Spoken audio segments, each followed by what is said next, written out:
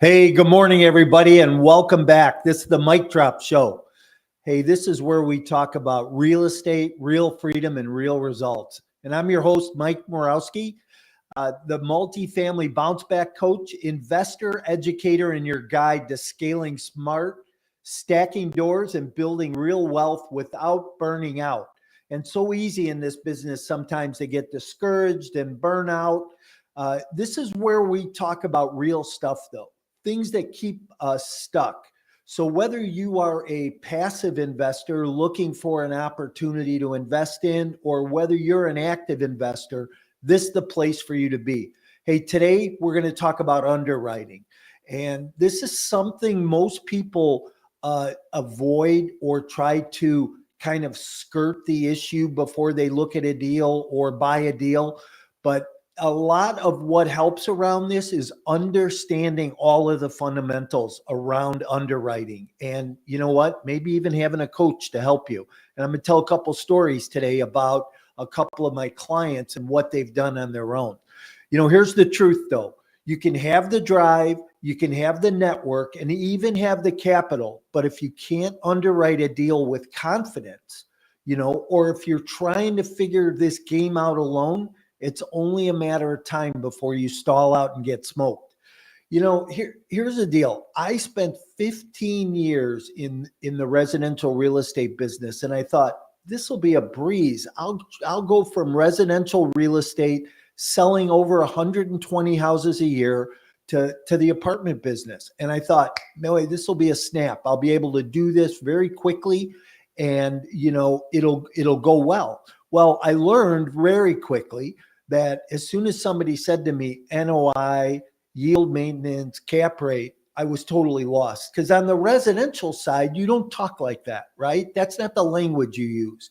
What you wind up doing is learning a whole new way of doing things. If I had it to do all over again, I'd have got myself a coach. Hey, if you're new to the show this morning, I'm glad that you're here. This is, the Mic Drop Show. We're here every Wednesday morning at 7:30. Normally I have a guest. The last several weeks I've had a guest.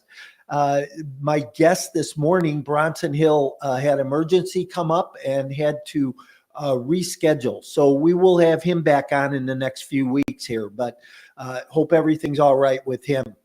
All right, everybody.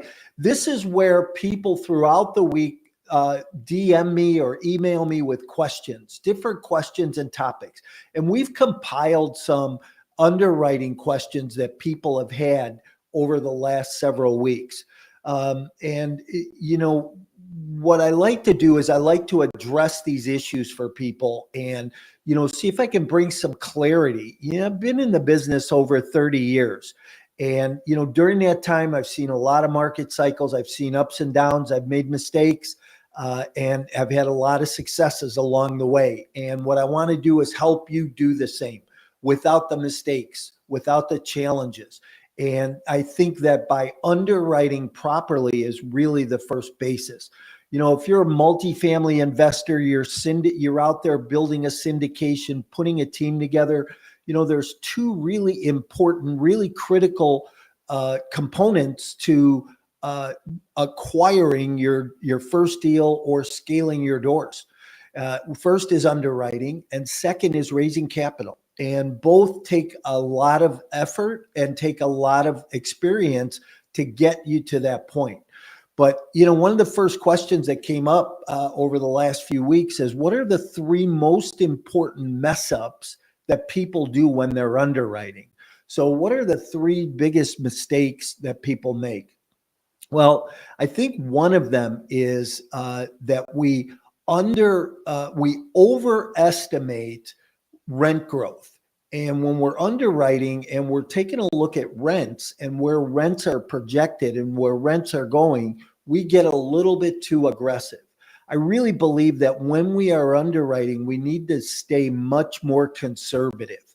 We need to look at the data and then back off of the data, because even the data isn't always going to be correct. And by data, I mean that we're going to sources that we can look at what the expected rent growth, what the expected occupancy, what the expected population growth is going to be over the next 8 quarters. And we always look at this quarter by quarter, right? And you can pull a report, could be a CoStar report, and there's other sources that you can get reporting data from that will help you get to those numbers. But when you look at them, and I'll give you a great example.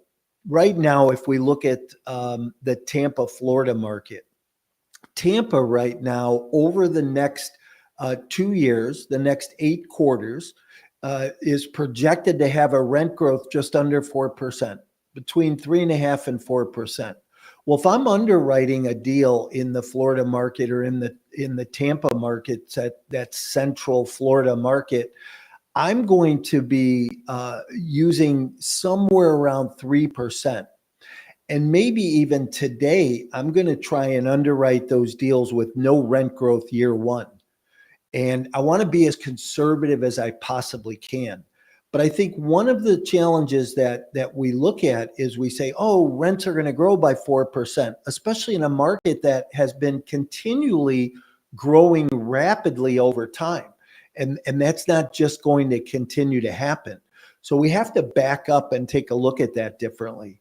I think another challenge is, and I always tell people, I say, you know, my coaching clients, and I'm actually right now in my group coaching program, been going through underwriting, and we're building a very nice underwriting course and package. But it's everything from reading an offering memorandum, an OM, reading a rent roll and a T12, it's budgeting, it's reading other reports, and it's underwriting, taking the tool and going through the underwriting tool line by line and looking at the data, everything from rents, rent growth, what's happened previously, where those numbers are at today, what we're going to do construction or CapEx wise, what financing is going to do. Can we refinance the deal down the road?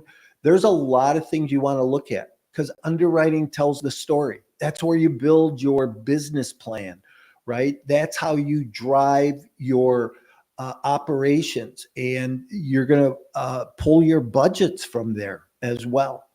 But the next thing I think that people overlook or overshoot is cap rates. And, you know, I always think cap rates are like throwing a dart at a dartboard because we don't really know what's going to happen with the markets, right? You know, famous quote from a friend of mine is that cycles, and we are in downswing a market cycle right now that I firmly believe we're skimming across the bottom. If you're somebody who is waiting what happens, you might want to think about coming off the sidelines right now, whether you're a passive investor or an active investor involved, because what will happen is if we come across this cycle, we'll start the cycle up. And you know, I know that I've missed a couple of cycles over the years, and I've missed them because I'm waiting for things to change. And then what happens is all of a sudden things have changed and you go, wow, when did that happen? Well, I think it's happening right now for us. And I believe that we've come to a bottom. You can see things around us happening, uncertainty in, you know, the traditional investing markets. You see very high accelerated returns in the stock market, usually show that we're getting to the top there and that things will cycle out again. You see the uncertainty with interest rates and, you know, what the Feds are doing. You see some uncertainty in other countries around the world. And these are all indicators that, you know, this instability that we're experiencing means that we're getting close to a change. And sometimes that change happens so quickly. But, you know, when we look at cap rates, how are you estimating those cap rates? If you're going in and you're buying a deal today at a 7 cap in a market, Do you necessarily think that you can sell that at a 6 cap in 5 years from now? I would think not. I would think that you should stay flat at that cap rate or even tick up a little bit. They say for every year you hold a deal, that your cap rate should increase 10 basis points. So if you were to buy a deal today at a 7 cap and it was, you held it for 5 years, you should probably underwrite exiting at about a 7.5 cap, right? That'd be 10 basis points a year for 5 years.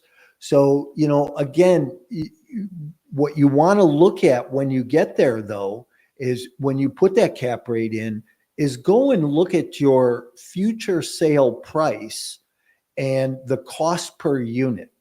Now, if you have a cost per unit at exit that you're looking at and you think that that's achievable, then maybe you're in a good place. If you don't think that that number is achievable, are you really going to be able to sell that property at the price you're projecting in 5 years from now? And again, you have to think about market cycles and the market cycling up. And in 5 years from now, we're going to be out of this downswing and in the upswing. How far up into the new market cycle will we be? All kinds of things that you need to ask yourself. Hey, I'm the what if guy, right? I ask a lot of questions about what if this doesn't go the way we expected? What if I can't grow rents as I expected? What if cap rates don't compress a little bit? What's going to happen? So all things that you need to think about in your underwriting. I think a lot of times people get too excited about buying another deal or putting another asset under their belt or into their portfolio, and they don't think enough about the future. I think there's still pricing instability in the market today, and those are things that we need to look at. I talked a few minutes ago about building this underwriting course, and it's very thorough, very comprehensive that I'm working on. But what's interesting is one of my coaching clients who's in my Inner Circle program took that course that I built, and he went off on his own and he studied it. He studied the underwriting tool. He went through all of the video content. He learned how to put the numbers from the rent roll and the T12s into the underwriting tool and started underwriting deals. And, it was amazing that on his own, he took that whole course and he went and just studied it. And over the course of a month, had went out, built some relationships with brokers, started looking at deals in markets he wanted to invest in, started underwriting those on his own. And, today is writing offers and LOIs on properties. And again, trying to look at those offers and those LOIs, those letters of intent to purchase those properties more conservatively. Another question that came up, and I think it was kind of interesting how this individual asked this question, but it is underwriting more than just numbers. And it really is, right? It's the analyzation of the story. It's telling the story. It's telling the story of the three ghosts. Hey, did you ever watch the movie Christmas Carol? And I love this. My friend told me this one time, and I've just kind of hung on to it. But he said, in this movie Christmas Carol, or the play Christmas Carol, there were three ghosts. There was the ghost of Christmas past, the ghost of Christmas present, and the ghost of Christmas future. And he said, that's the same thing that we need to do with underwriting, is we need to look at the past, the present, and where are we going to go in the future. And yes, looking into the future is just projecting, right? Building a pro forma of where we're going to go, what we want to accomplish. How do you want to achieve that business plan? How much CapEx do you have to put into a particular property or asset in order to be able to achieve the rent growth that you want to achieve? there's different models inside the multifamily space, and there's different strategies. So, when you look at multifamily investing, there's a lot of assets, different asset classes inside that bucket, right? You have self-storage, senior housing, you have mobile home parks, you have tax credit deals, LIHTC deals, which are low income tax housing credits. You have bond deals and market rate rent. And I've always been a market rate rent investor. I don't like student housing. I don't like medical. They're as predictable as they are, they're very unpredictable. And market rate rent gives me the ability to take a property, go in, add value, increase the rents. And I don't have to worry about any guidelines or rent restrictions and things like that. So what I do is I always look at my properties as value add. And I think that there's different models, right? When you buy market rate rent, you could buy an A-class product, a core asset, and something that is not going to have deferred maintenance for a while, but you're going to be able to hold on to that and operate that with just minor repairs and unit turns. When you buy a B-class product, you're going to have some more CapEx that you might have to put into it. You might have to do some remodeling, some updating. But when you buy C and D deals, now you're really looking at value add. So how much construction or capital improvements are you going to put into that particular property in order to achieve the rent growth that you want to achieve? And then, another thing that we have to look thoroughly at is we have to look at the financing and what kind of financing can we get? The capital stack, right? How much debt can we get? What kind of equity can we raise? Can we get preferred equity? Is there bridge funding that we can get? How do we buy that using different sources of money, right? And a lot of times that money can come from, banks, private lenders, hedge funds. It depends on where you're at in your growth cycle also as an investor. This I thought was a very interesting question, but when should I walk away from a deal? And I always say this, I say, a deal's only as good as it really is. And you might buy a property or put a property under contract and then go do your due diligence. When you do your due diligence, I always say this is where I look to see, am I really buying what the seller is selling me? This is where I'm looking at the history of that property. I'd like to look back 36 months at tenant base, occupancy, rent growth, where the property's been, the expenses, the vendors, what capital improvements has the past owner put into the property, and what do I need to do to achieve my business plan or to move forward. And I've walked away from deals during the due diligence period. Matter of fact, we were just doing one in Madison, Wisconsin. New coaching client of mine in my partnership program. We decided to scrap the deal and walk away from it. And it cost us a little bit of money because we did that because we were so far down the road.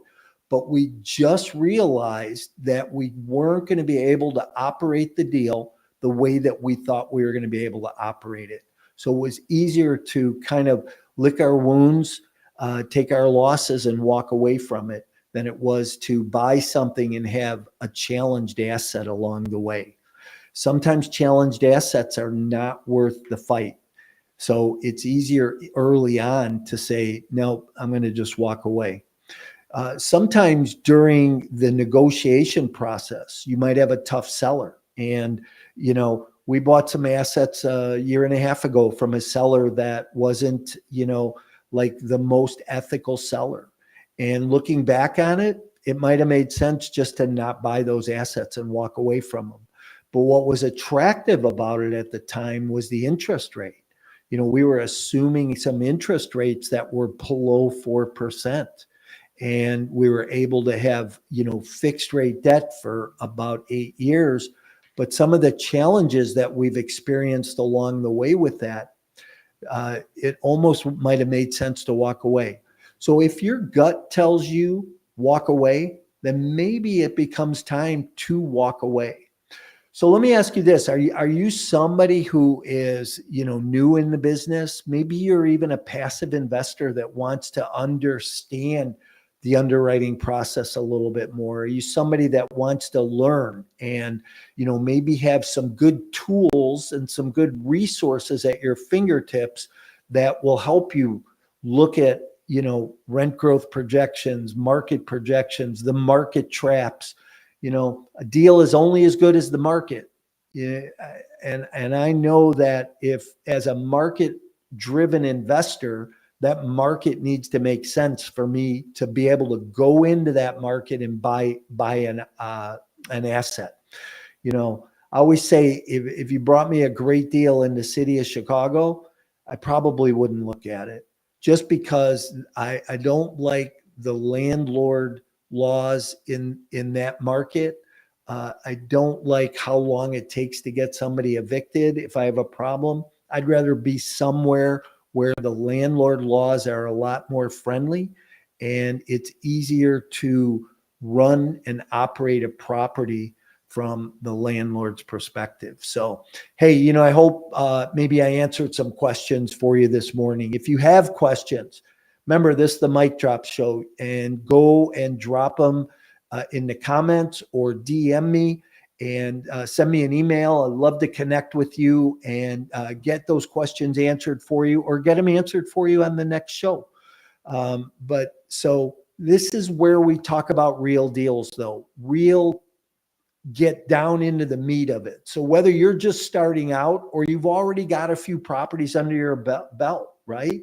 Your ability to underwrite is the difference between scaling confidently or just guessing your way through deals and maybe winding up regretting something that you buy down the road. When it comes to coaching, you can either buy the shortcut and pay less, or just not pay anything and try and get all your information from another source, or you can pay the price and take the action that you need to take to build your business. And I really believe, I've been in coaching for over 20 years on my own. I still have 2 coaches in my life today. And I have found that coaching holds me accountable to the process and to growth. So, trust me, I've done it both ways, and it's much easier to have somebody who's helping you, teaching you, helping you grow, and pushing you to grow and holding you accountable. So listen, if this episode has helped shift your perspective, here's what I'd like you to do for me. Do me a favor, hit the follow and subscribe button. Drop your biggest underwriting question or comment in my DMs, and I'll break it down for you in a future episode. If you're ready to stop guessing at the numbers, guessing at markets, guessing at deals, and start thinking like a real operator, let's talk. Coaching might be your next best move. So reach out to me. Let's chat about that. Same time, same focus next week. Until then, remember, stay sharp. Keep cash flowing and keep stacking those doors for yourself. Have a great 4th of July.